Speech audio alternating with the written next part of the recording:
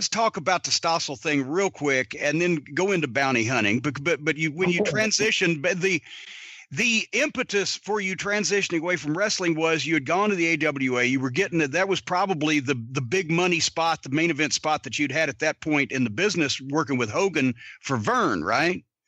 Yes. And it was so hot, and that's when he made the deal to go. Of course, Hogan wanted his opponent, which was you, and you were big enough that you could make him a babyface, get some sympathy on him because you're big enough to handle Hulk Hogan. Then he also he took Mean Gene because the announcer there, and pretty much he had handpicked the guys he wanted to take from the AWA. So it was running good there in the WWF, and the Stossel thing comes up right before WrestleMania when everybody's attention is on wrestling all of a sudden because all the publicity WrestleMania is getting, and 2020 decides to do the piece. Your book gives the most detailed and first-person account of the Stossel incident that I've ever seen, but I had always thought down deep, just not even being there, I had said, you know what? When I saw it, I said, that fucking smarmy-faced announcer was sticking his microphone in front of all the boys' face. He has pissed off probably every single person in that locker room, and somebody has suggested, hey, why don't you go talk to that guy and tell him you think he's a fake? I didn't know it was Vince that actually did that. Yeah, exactly. I had a feeling it might be Fuji because he was standing around there, not doing much but looking, but I didn't know that it was Vince that said, how did he phrase it to you? Yeah, well, he told me to the dressing room and said, David, we got a guy out here making a joke out of the business. I want you to go out, blast him, tear his ass up, stay in character, Dr. D, and hang on just a minute. I get out here and get everything straightened out. And I mean, all the guys heard, everybody heard him, give me those directions to go out and tear his ass up.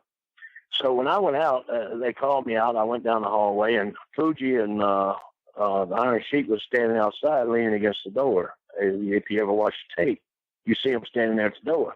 Yeah. Well, I interviewed 2 to 3 different guys there, started talking to me, and John talked to me 2 or 3 different times. But what they showed is that one tape. Nobody ever seen the other tapes where he started the interview and he quit. He said, yeah, you're right. I can't handle this, And then he started another one. And then he finally got there and he said, well, I think it's fake. I thought he told me, I think you're fake. But I guess when you listen to it, he said, I think it's fake. Yeah. But anyway, that insinuation is the same.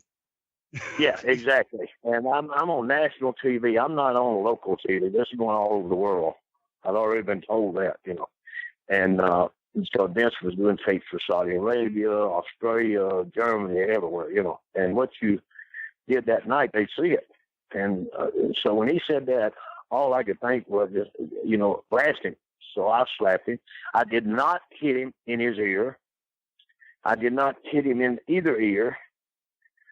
And also, John Stossel, the doctors at the arena there, Madison Square Gardens, the doctors now said they'd seen no damage to him, nothing in his ears, everything's okay, good, and all this here. Later on, I found out that he went to a doctor in Boston. I think it was Boston. He went to a doctor, and guess what? The doctor was his brother. And said he had, yeah. Wouldn't you know who won the pony? Yeah, exactly. He said he had permanent ear damage. So last year or year before last, John Stossel was doing a show on TV. My wife called me in there and said, David, you need to come hear this. So she run it back, and John said, Jurosomatic.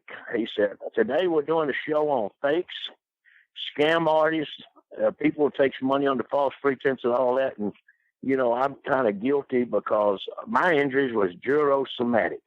That means that once I got my money, I didn't hurt no more. Oh, my God. He said that on his show, national TV, and the people said, oh, my God, that's the same thing. You're kidding. But this guy lied on depositions. He perjured himself on depositions. Vince McMahon perjured himself on depositions. And nobody does anything about it because, the first thing, you can't fight McMahon. McMahon's got too much money. And my opinion of McMahon is that he's no better than a pile of dog poop out in the yard. And don't step on him, don't go around him, just leave him there. He'll dry up and blow away, and it'll be over, But you can't fight him. He's got too much money, and he will make your life miserable just because he's got the money and he can do it. Speaking of Vince, did you think after the Stossel thing, did you think he was going to fire you or thank you? No, he thanked me. He didn't. He thanked me many times. When did he stop thanking you? When the lawsuit came in, is when he stopped thanking you for it. Well, when I got back from Japan after that, he sent me to Japan 5 weeks with Antonio Inoki, and we did the same thing over there. I hit a reporter, but I made him fill it out, write a script out that it was a scripted hit. I wanted to cover myself, right? So 5 weeks, he run around with a bandage on his head. Hell, I wanted to give him money. I was so fast. And then we got into the first deposition. The first thing they asked me, the lawyers, was one of the first things, Mr. Schultz, are you in the habit of beating up reporters? And I said, no, I'm not. He said, well, what about in Japan? You beat this reporter up just like you did. Oh, my goodness. It hit me then.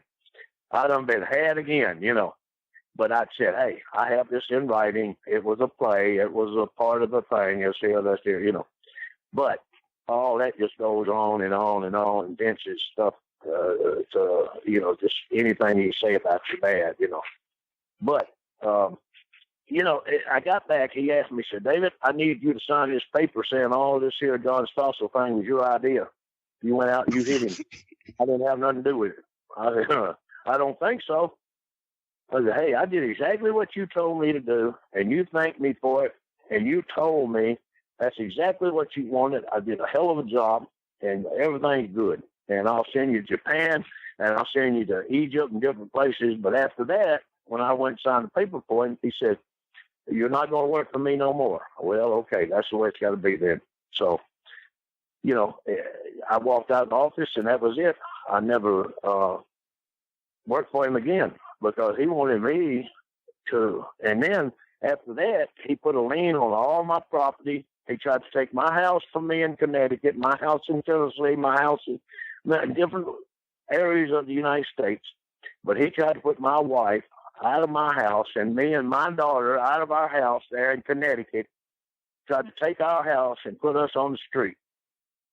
And he had lawyers from everywhere trying to serve papers on us and get us out of that. He wanted me to pay the $400,000 he gave John Stossel. Well, I never was charged. I never was charged with John Stossel. I had no charges against me whatsoever.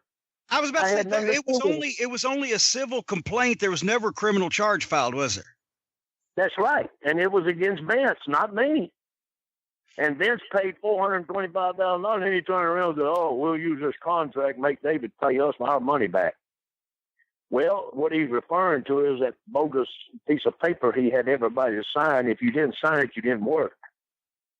And he told me the same thing when I was in the office. You don't sign this paper, you don't work.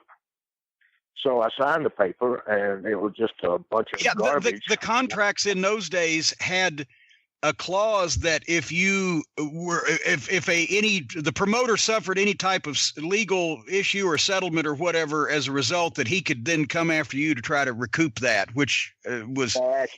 None of the wrestling contracts in those days would stand up to scrutiny, no. but they got away with it.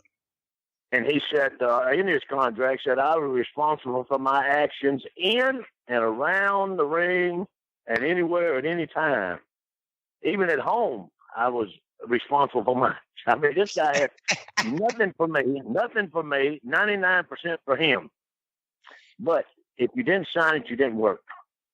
And that's what they said. You had to sign the contract because this year will cover insurance regulations he was using or something, But anyway. Well, hey, when he fired you, I've always wanted to ask you this, because after you left there, you did go back, said for Memphis for just a bit, and you worked some independents, and you had a wrestling school up in Connecticut for a while. But did you ever call Crockett Promotions? Did you ever call Jimmy Crockett?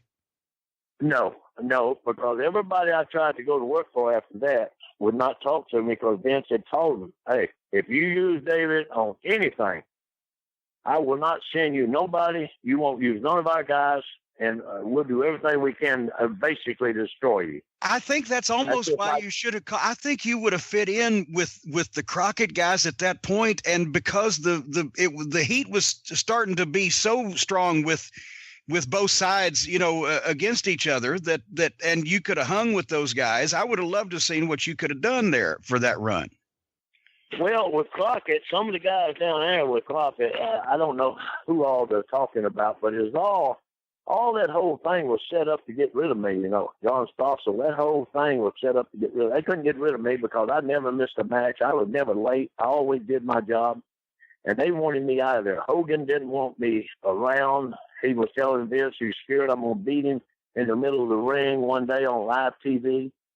And, he just got out of hand, and Vince said, well, we got to get rid of him, And they, I don't know, they was talking about the rumors that Crockett had something to do with me getting rid of me or whatever. I don't know for a fact that was true, but I would have loved to tried to be your agent then and bring you together to sit down with Dusty. You would have made a fortune from 85 to 87 as 88 as a heel for Crockett. I think you would have made money. Oh yeah, I think so too. But I made money bounty hunting now. Let me tell you, wrestling. Well, and that's what you did next. I made more money bounty hunting than I did wrestling anytime.